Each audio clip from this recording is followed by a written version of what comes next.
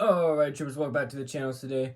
And today we'll be going over the Republic Bricks snowspeeder you see in front of you.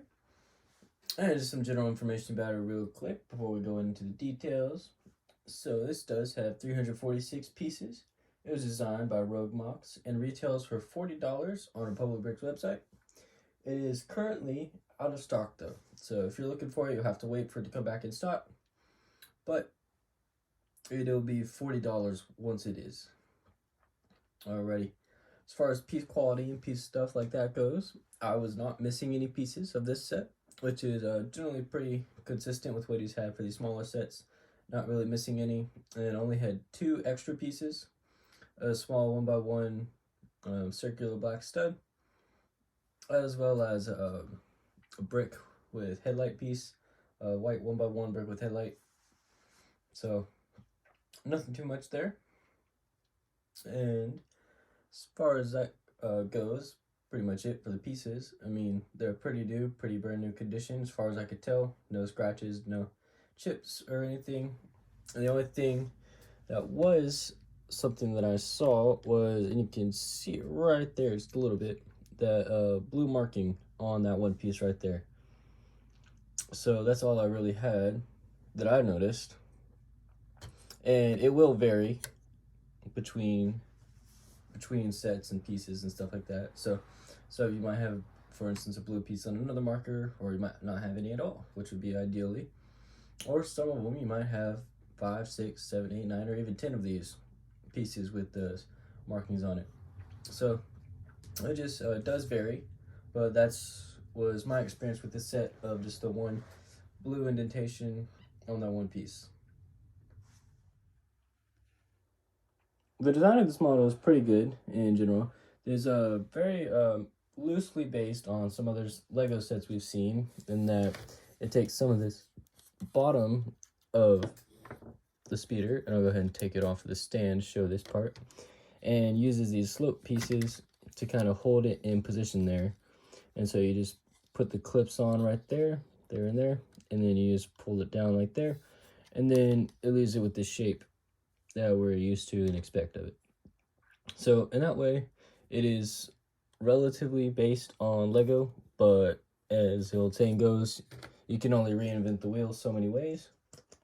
So it's not exactly something I would fault the designer for in this case.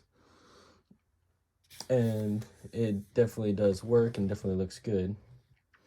But there's a couple other things that you could see that they added here a little bit. These pieces right here are new and added on, so that's pretty nice to see that. And then the guns are done pretty well, I would say.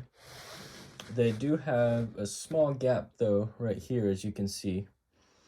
Not too big, but it is there. And I mean, yeah, that's pretty much it. It's just not really too hard designed to get done and work with and do. And it's not really too many ways to mess it up, but definitely could be done if someone's being careless about it. But in this case, they were not. You took the time to do it right, and if you do it right, it's gonna look good. So yeah, that's pretty much it there. For the interior spacing of this model, it does have a cockpit area where they have both the gunner's and driver's seats. You can fit a figure in the driver's seat right here, but not the gunner's seat in the back. I did try putting it in both, and it only fit in the front driver's seat. And when I had it in the back driver's seat, I was able to get it in there, but when it closed, it stuck about like that. So you can see the front's not all the way down, but whereas it would be like that with the driver in the back, it was roughly about that.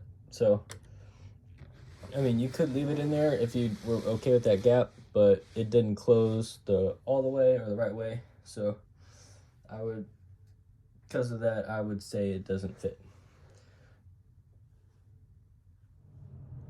As far as play features for the model, it doesn't really have any play features unless you wanted to count the cockpit area as a play feature.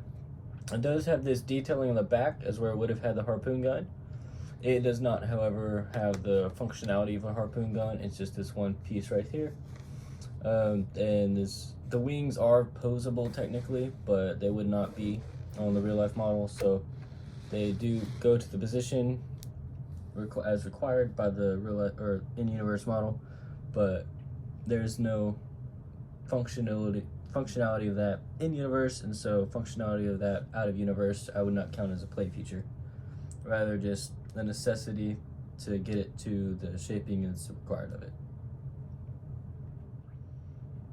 The instructions for this set were pretty good, and they were very good quality. I mean, there's not really much you can do to mess up something that's this small. I mean, you could exclude parts of the build, for example, but if you're including everything in it, it's going to be pretty hard to mess it up unless you're trying to.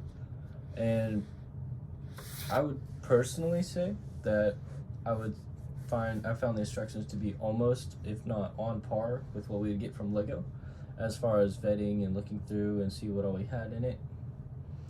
It would not, of course, show at the end pictures of other sets from a similar line, as he does not release his the same way Lego does. He kind of just releases them once you get it, the Public Bricks that is. And so there's not really a specific lineup it went with, per se, other than the sets that were released on the same day as it, that just happened to be released the same day. So, I mean, that is one thing that custom sets will never really do, if that is something that interests you from Lego instructions per se, as some people will care about it, others won't as much. It just depends on the person, really. And as far as accuracy to the in-universe design is pretty good here as well. The orange striping wherever it showed, gray in most spots where it was shown as well. The one spot that I found a major difference in was, I mean, it's gray right here on the engines. So in universe, it was white all the way across with just the gray coming out as the engine piece up the front, with that top piece being white, and then the orange behind it. I mean, it's not really too big of a deal, in my opinion, and that was the only thing I really saw or noticed any differences. And it could be attributed to just differences in angles, differences in ship, it could be any number of things as to why it was gray there instead of white. But with the reference images I was looking at, it was white there and everything else was the same. So that is something I noticed while I was looking at it, but not really a big deal, like I said. And last but not least, we have the scale. So it was not minifig scale per the measurements I had.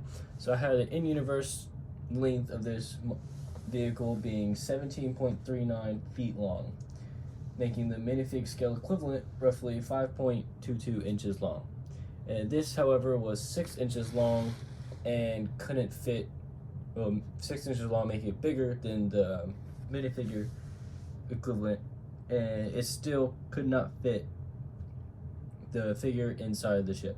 So I very much question whether the initial in-universe scale that I got was accurate. I get my measurements off Wikipedia whenever available. If not, I have to use reference images to gauge approximate lengths and stuff like that, like I did with the Bad Batch shuttle, the most recent Bad Batch shuttle, that is. So that's kind of one I'm not really sure about. So the scale I got for it, assuming that original feet in length is right, was come to a 1 to 34.78 scale model, which is outside the 1 to 40 to 1 to 55 scale range. So it was outside of that parameters we have set and established as minifig scale. So it is slightly bigger than what you would expect from minifig scale, but still, like I said, not even big enough for minifigure to fit in the rear pilot seat. So I would take that with a grain of salt, personally, to whether this is minifig scale or slightly below it. But that's just my thoughts on it. The math says no.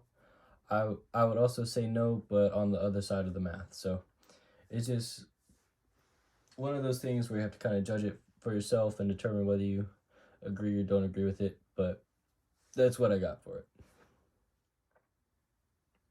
Alright, so gonna wrap it up for today, guys. If you liked the video, don't forget to like, comment, share with your friends. If you're new, go to hit that subscribe button. And I will see you all on Tuesday with another video.